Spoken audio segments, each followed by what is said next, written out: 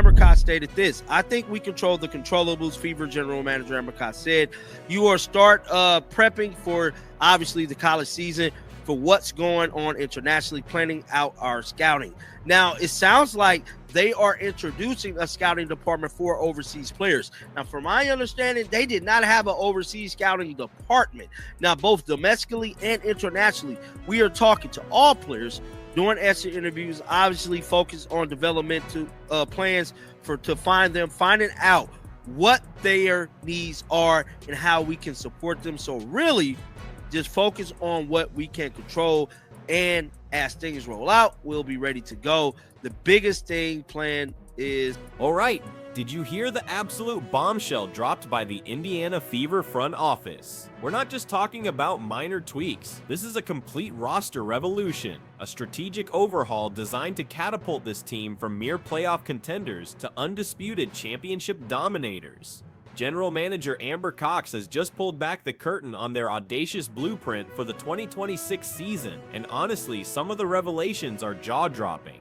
We're delving into aggressive overseas scouting, the acquisition of true superstar talent, and a meticulously crafted strategy that holds the power to either save or utterly dismantle the Caitlin Clark era. But before we unravel those intricate details, you need to grasp the urgency of the moment. The clock is relentlessly ticking.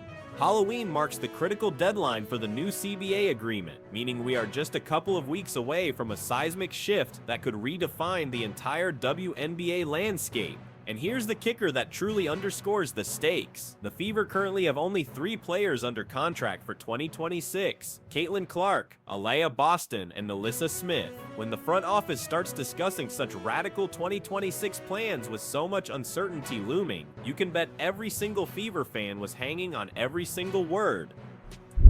The biggest storyline going into this offseason is going to be Caitlin Clark, Indiana Fever 2026 team. How is they going to build this team to be a super team? I told y'all, I'm sick of playing. We need to damn near solidify us a championship. We need to be up there with the likes of the Las Vegas Aces, the New York Liberty. We need superstars on this team. I'm tired of mediocre role players.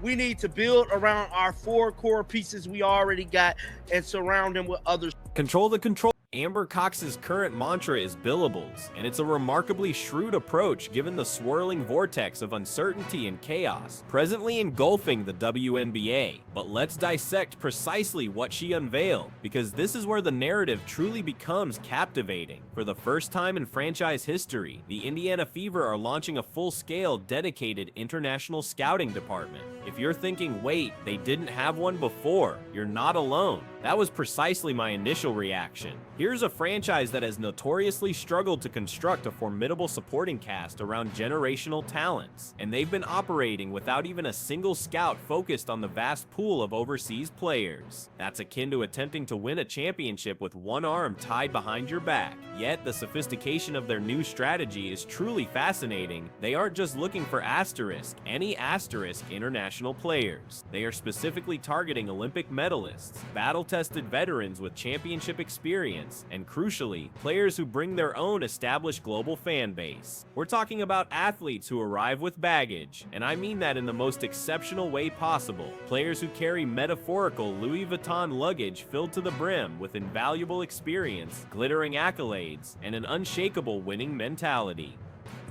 We need superstar players. This is the make or break year for the WNBA as a whole, but especially the make or break year for Caitlin Clark fandom. See, Caitlin Clark fandom was at an all-time high in 23 and 24. Certain things happens in the league that kind of derailed the Caitlin Clark hype. Well, basically derailed the Caitlin Clark effect. Hence, the WNBA pretty much letting players that saw her in year 1, that derailed it. In year 2, Stephanie White kind of taking her off the ball kind of derailed it. But more importantly, the damn WNBA referees hella derailed it. So right now, Caitlin Clark fandom is not what it used to be. Look at the jersey sales, ticket sales, and stuff like that. That's right now. And you know what? That electrifying energy, that palpable sense of impatience and ambition is precisely what Fever fans are experiencing right now. The collective sentiment is clear. We are unequivocally done with mediocrity. We are finished with simply being good enough. The franchise and its passionate fan base are demanding more. 4 years, which are super max salaries. So core is like what they did with Kelsey Mitchell last year. I'm pretty sure they're going to core her again. Say core years, which are super max salaries in exchange for exclusive negotiation rights. Could go away entirely, prioritizing which gives the WNBA priority over the league stat side and overseas alike. Could become stricter or more lenient. The college draft rules could also be simplified, possibly allowing USA players to enter the WNBA without needing 4 years of college. So they can essentially try out for the team. I never knew that. See, y'all, I'm new to this. So I didn't know that you need 4 years of college to even play in the W, which is crazy. Indeed, the Caitlin Clark era demands far more than merely scraping into the playoffs, but here's a stark reality check that many are hesitant to confront. The initial explosive Caitlin Clark effect is showing signs of cooling. I understand that's a controversial statement, but an objective look at the data reveals a telling trend. Jersey sales, while still impressive, aren't sustaining their peak, and ticket sales, though robust, aren't quite matching the unprecedented fervor witnessed during the initial waves of 2023 and 2024. The stratospheric hype that rightfully enveloped her rookie season has, unfortunately, been somewhat dampened by a series of questionable coaching decisions, ongoing referee controversies that left fans baffled, and a supporting cast that frankly was not yet of championship caliber. In her inaugural year, we witnessed Caitlin endure relentless physical abuse on the court, often with minimal protection from the officials. Then in what should have been a year of progression, we saw the ball inexplicably taken out of her hands for extended stretches, a baffling tactical choice that left everyone scratching their heads. Now, as we hurtle towards what could very well be the make-or-break year for the entire Caitlin Clark phenomenon, the Fever front office knows it. They absolutely know the immense pressure they are under. To nearly solidify them winning a championship. I'm tired of this debating back and forth. Players this, players that, players missing shots, missing. I don't want none of that. I want Olympians, superstar players, and more importantly, experience. Now, we seen last year, they brought experienced players in like DeWanna Bonner, Natasha Howard. Natasha Howard showed up at times. DeWanna Bonner was just completely out of the fight. Nigga got so bad, Stephanie White had to bench her, essentially why she quit the team. Now, with that being said, we need to get some overseas players. That harsh truth necessitates decisive and swift action from the Fever organization. But now let's address the massive elephant in the room that looms large over their ambitious plans: the impending expansion draft. Not one, but two brand new teams are slated to join the WNBA in 2026, the Portland Fire and the Toronto Tempo. Cast your minds back to what transpired with the Golden State Valkyries expansion draft. The Fever suffered a painful loss when a key contributor was left unprotected, only to go on and flourish with Golden State. That decision, a failure to adequately protect their valuable assets, continues to haunt this franchise. They paid a steep price then, and now they face the monumental task of navigating not one, but two expansion drafts, all while simultaneously trying to construct a legitimate super team. The logistical and strategic complexity here is truly insane. They can only protect a limited number of players, which means some incredibly valuable pieces might inevitably get poached. This precarious situation elevates the Kelsey Mitchell dilemma to critical importance right now. Be dominant players. Now, we seen Emma Messerman come and she had high hopes, but fortunately she didn't do too good with the New York Liberty. But I feel like they just had her in a totally different role. If she was playing her normal role, she would have balled out with them, but that's neither here or there. But I'm telling you right now, we need to open up the recruiting for overseas players as well. But just like I stated, man, some news has come out from the Indy Star. Preach. Did you catch that potentially seismic shift? The very concept of core designations might be eliminated entirely. For those unfamiliar, the core designation is essentially the WNBA's version of a franchise tag, which the Fever applied to Kelsey Mitchell last year. It allows a team to retain a star player at a supermax salary, preventing them from leaving. But if that critical tool is abolished, Mitchell instantly becomes an unrestricted free agent with absolutely zero strings attached. She would be free to walk to powerhouses like New York, Las Vegas, or any other franchise that could offer her a more immediate and compelling championship opportunity. And honestly, could you truly blame her if she chose that path? She has exemplified unwavering loyalty to Indiana through some truly challenging years, and she has undeniably earned the right to dictate her own destiny. Yet here's the truly fascinating twist in this unfolding drama. Both Kelsey Mitchell and Lexi Hall have publicly indicated their strong desire to return to Indiana. Yes, despite all the swirling chaos, despite the palpable uncertainty, they both genuinely believe in the championship foundation that is being meticulously built around Caitlin Clark. They are going to navigate through the 2026 season.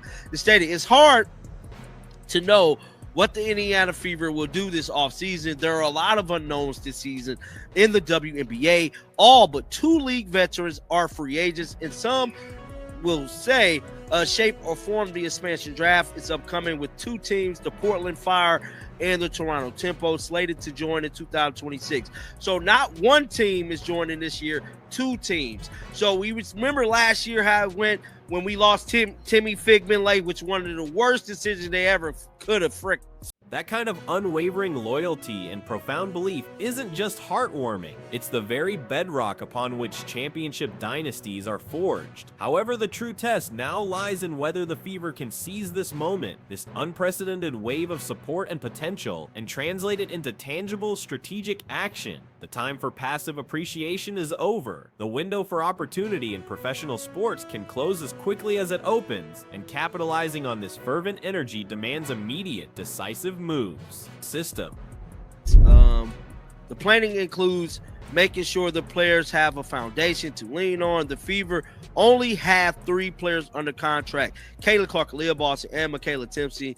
Like Lexi Hall, restricted free agent, Sophie Cunningham, unrestricted free agent, have indicated their interest in returning to the Fever, and Kelsey Mitchell, unrestricted free agent, is the number 1 priority in Abercromb's free agency, she stated. The blunt truth is, this is exactly the aggressive win-now mentality the Fever absolutely must adopt. The era of moral victories and vague platitudes about building something special needs to be decisively relegated to the past. It is time to win, unequivocally and without compromise. And the blueprint for success is not some secret formula. It's laid out in plain sight. Look at what the Las Vegas Aces achieved. They didn't merely hope for Aja Wilson's greatness. They strategically surrounded her with battle-tested veterans like the legendary Candace Parker and the orchestrating Chelsea Gray, creating an immediate powerhouse. Then consider the New York Liberty, who didn't wait around for internal development. They aggressively assembled a super team, uniting generational talents like Brianna Stewart, Sabrina Ionesco, and Jonquel Jones. These franchises didn't mess around with abstract potential. They went all in on winning immediately. The Fever already possessed the undisputed centerpiece in Caitlin Clark and a formidable foundation with Elia Boston. Now the critical phase begins, adding the precise finishing touches. This is precisely where the often underestimated power of overseas scouting becomes paramount. Many of the WNBA's most impactful talents are international stars, bringing a distinct basketball IQ, a wealth of high-pressure experience, and a profound understanding of what it takes to win at the highest levels, exemplified by players like the seasoned Brianna Stewart, the orchestrating Courtney Vandersloot, or the versatile Emma Miesemann, all of whom honed their craft globally. They can only do what they can. This most part, Fever coach Stephanie White stated that you get exhausted if you start thinking about the what ifs, the what can happen, the what White stated. Right now, I'm just going to be where my feet are. And Chloe Peterson noted this at the bottom. But guys, as you can see, look like the Indiana Fever could be planning on bringing some overseas players to this roster. So right now, I think that. And there it is. And speaking of Emma Miesemann, her tenure with New York serves as a stark cautionary tale of what can tragically go awry even with elite international talent. Despite arriving with immense expectations, she was often deployed in a role that simply failed to maximize her unique strengths, leading to an underperformance that left many scratching their heads. The Fever asterisk cannot asterisk afford to replicate this critical error when they inevitably bring in international players, and make no mistake, they absolutely will. These invaluable additions must be meticulously placed in positions where they are set up for undeniable success, seamlessly integrating into a system specifically designed to amplify Caitlin Clark's unparalleled playmaking prowess. Consider this: Clark is, without exaggeration, one of the most exceptional passers in the entire sport. She absolutely thrives when surrounded by elite shooters who can knock down open looks, dynamic cutters who understand timing and spacing, and genuinely high IQ players who can instinctively read the game alongside her. This is precisely where international players often shine brightest. European basketball, with its deep-rooted emphasis on fundamental execution, intricate team play, and off-ball movement, cultivates players who excel in these exact areas. This profound synergy underscores why the overseas scouting department isn't just important, but utterly pivotal. The Fever's mission must be to identify and acquire players who genuinely complement Clark's game, rather than simply chasing after big names that might ultimately clash with her revolutionary style, disrupting the very flow they aim to establish. Caitlin Clark definitely needs to speak up for herself, because people do not like a weak superstar. You can say what you want about LeBron, you can say what you want about any other player. These set players speak up for themselves. Caitlin Clark has to put the muscular mask on and mean face on to defend herself. We can only do so much as content creators. We can only do much as fans. Caitlin Clark has to stand up for herself and make sure she keep her fandom alive, because as of right now, this is the year that could make or break the Caitlin Clark effect. Mark my words. I'm seeing a decrease in viewership. There has been a decrease in sales, like I stated. There definitely has been a decrease in interest with Caitlin Clark. Can all of this be fixed? Yes, it can be fixed if the Indiana Fever front off. Now let's pivot to some truly unsettling news that just dropped from Chloe Peterson at the Indy Star, literally mere moments before this video went live. It unequivocally confirms what many of us have been disquietingly speculating: the Fever are deep in championship planning mode, but they're doing so almost entirely in the dark.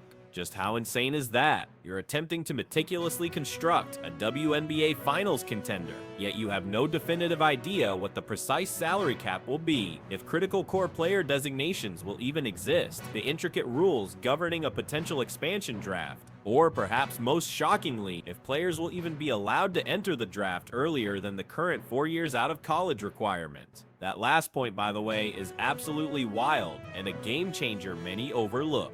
Imagine the profound impact if the WNBA could draft players after just 2 or 3 years, mirroring the NBA system. Suddenly, an influx of younger, even more athletic, and potentially less physically worn talent would dramatically transform the entire league's talent pool. But for the foreseeable future, the Fever are forced into an unenviable position. They must meticulously prepare for a bewildering array of multiple scenarios, requiring not just Plan A and Plan B, but likely an entire alphabet of contingencies, stretching from C all the way through Z.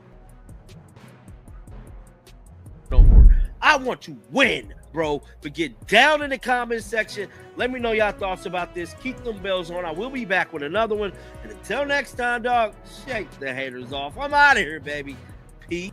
So let's talk about the bedrock, the unshakable foundation. Caitlin Clark, Aliyah Boston, and Damiris Dantas are the 3 players currently under firm contract. This trio forms the indisputable core, and every single strategic move, every free agent pursuit, must be meticulously designed to build around their collective strengths. Looking at the crucial free agency landscape, Lexi Hull, a restricted free agent, presents an exciting opportunity. Her tremendous growth last season showcased her perfect fit as a 3-and-D wing alongside Clark, and the Fever wisely possess the ability to match any offer she receives. Then there's Sophie Cunningham, an unrestricted free agent who has vocalized her desire to return. Frankly, the Fever absolutely must make this happen. Cunningham brings an invaluable blend of gritty toughness, reliable shooting, and a calm veteran presence, precisely the kind of anchor you want in your rotation. But the undisputed crown jewel of this entire free agency period is none other than Kelsey Mitchell. Amber Cox herself, the Fever's GM, has unequivocally stated that Mitchell is the team's #1 priority, and for incredibly good reason. Mitchell averaged a staggering 19+ points per game last season, solidifying her status as one of the most efficient and explosive scorers in the entire league. Imagine the sheer offensive firepower of pairing her with Clark in the backcourt. It would instantly create one of the most electrifying and unguardable offensive duos the WNBA has ever seen. The burning question, however, looms large. Armed with these ambitious targets, can the Fever realistically afford to secure everyone they desire, while simultaneously adding the true superstar talent they so desperately need to contend for a championship?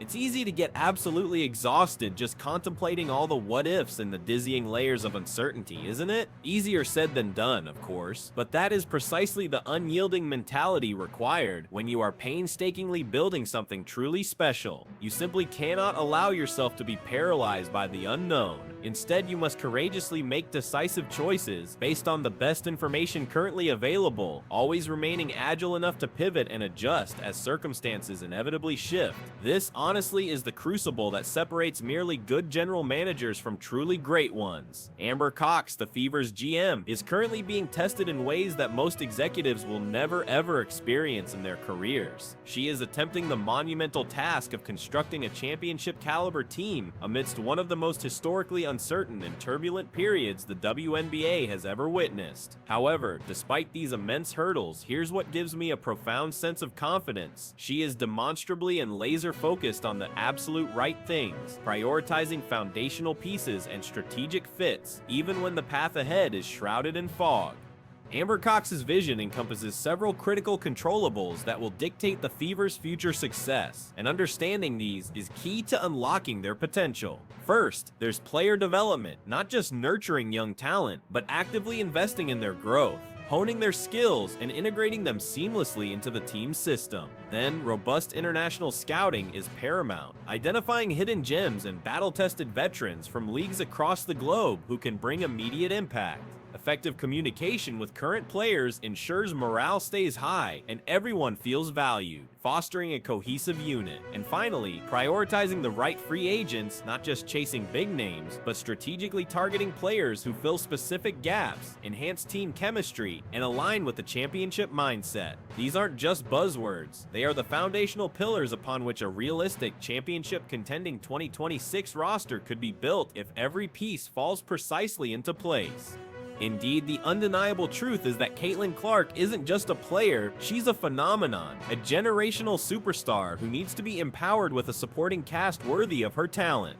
The Fever's primary objective must be to construct a roster that allows her brilliance to shine consistently, making a deep playoff run not a dream, but an expectation. Imagine this starting five for a dominant 2026 season, Caitlin Clark orchestrating the offense at point guard, her unparalleled vision and shooting dictating the pace. Alongside her, Kelsey Mitchell provides a dynamic scoring punch from shooting guard, an explosive offensive threat. Lexi Hull anchors the small forward position, bringing tenacity and a growing two-way game. At power forward, Aaliyah Boston continues her ascent as a dominant force in the paint, a double-double machine. And crucially, a veteran center, perhaps a proven presence like Stephanie Dolson, or another seasoned stalwart acquired through a shrewd trade, providing elite rim protection, rebounding, and crucial leadership. This isn't just a lineup, it's a strategic masterpiece designed to compete with the very best. But a championship team needs more than just a stellar starting five. It demands formidable depth and versatility off the bench, ready to contribute at a moment's notice.